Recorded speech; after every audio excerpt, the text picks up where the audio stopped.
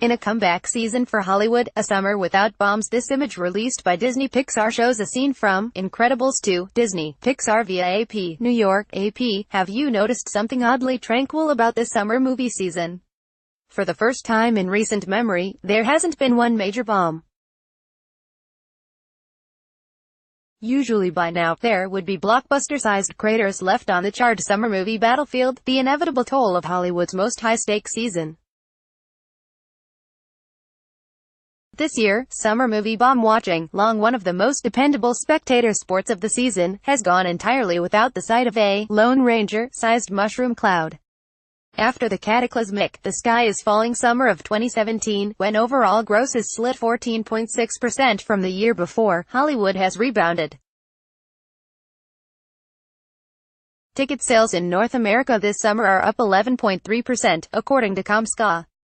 The comeback is even more pronounced when you factor in that the annual Marvel movie kickoff to summer slid just ahead of the official first weekend of May start, shifting the $678.5 million domestic for Disney's Avenger: Infinity War to the spring. Amid a remarkably turbulent time for the movie business, this summer has been surprisingly, almost weirdly, steady.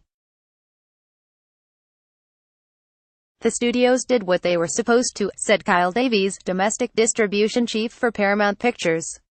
This notion that people are tired of going to the theaters, I don't believe it for a second.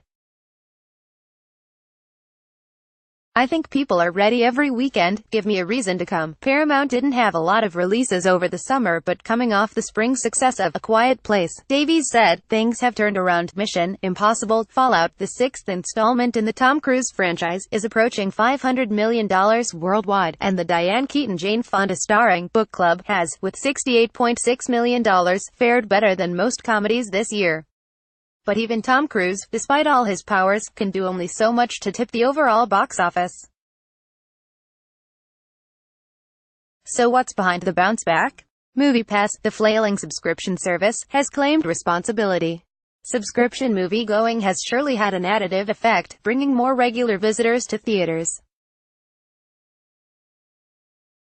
But how much? There's no statistical evidence of MoviePass boosting bottom lines, and studio executives downplay its influence as minimal.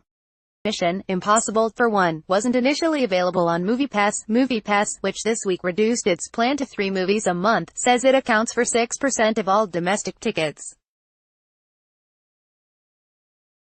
Midsummer, AMC trotted out its own $20 a month subscription option, attracting 260,000 subscribers in its first 7 weeks. AMC on Thursday said that's translated to about 1 million admissions, or about 4% of U.S. moviegoers at AMC Theaters, the country's largest chain. Jeff Bach, senior box office analyst for exhibitor relations, said it's difficult to extrapolate how big a driver subscription services have been, though he credited the copious attention and drama around MoviePass with fueling movie-going awareness. He's more inclined to point to the improved studio project, specifically sequels like Incredibles 2, Ant-Man and the Wasp, and Deadpool 2. The one thing that was very different from last year's sequels is that people wanted to see these. That's what it comes down to, said Bach.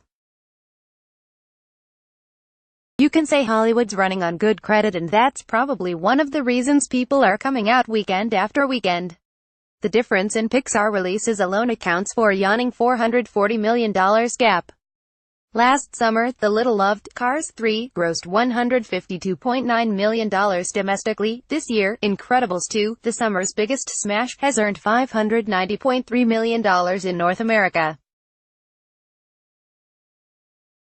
The season hasn't been without its worrisome blips. Two of the most dependable forces in movie-going, Star Wars and The Rock, both showed that they're mortal. But even those disappointments were measured. Solo, while cause for real concern for Star Wars going forward, still nearly cleared $400 million worldwide. Dwayne Johnson's Skyscraper, saved by sales in China, managed to gross almost $300 million worldwide. But the final 2 weeks of August should only pad the season's lead. After scoring $5 million in its opening day Wednesday, Warner Bros.' Crazy Rich Asians, hailed as a watershed moment for Asian American representation in mainstream movie making, appears poised to ride glowing reviews to approximately a 5-day, $25 million debut. Following last weekend's chart-topping The Meg, a shark thriller, Warner Bros. Will likely account for the summer's only two original, non-sequel #1 releases. Its content. When you look at last year, there wasn't much beside Wonder Woman and Dunkirk that really clicked, said Jeff Goldstein, Warner Bros. Distribution head. When we've had dips, it's when the movies haven't delivered. On the indie side, business has been slower, though A24 notched its highest-grossing release with Ari Aster's acclaimed horror film, Hereditary, $79.3 million worldwide. Spike Lee's recently released BlacKkKlansman, for Focus Features, has added a jolt to the often sleepy August period, landing the director his best opening weekend in 12 years. But the most unexpected sensations of this summer have been documentaries. There will be 3 docs to clear $10 million in box office, an unprecedented high for non-fiction filmmaking. Won't You Be My Neighbor is up to $21.8 million for Focus. Neon's 3 Identical Strangers has hauled in $9.7 million, and Magnolia's Ruth Bader Ginsburg documentary, RBG, has grossed $13.7 million. It's a zeitgeist moment, no doubt, said David Lind, chief executive of Participant Media, which co-produced RBG. People go to the theater for a unique experience, and that experience is all about a collective experience. That hasn't ever been truer. Follow AP film writer Jake Coyle on Twitter at http://twitter.com/JakeSoyle. Copyright 2018 The Associated Press. All rights reserved. This material may not be published, broadcast, written or redistributed. Advertiser content.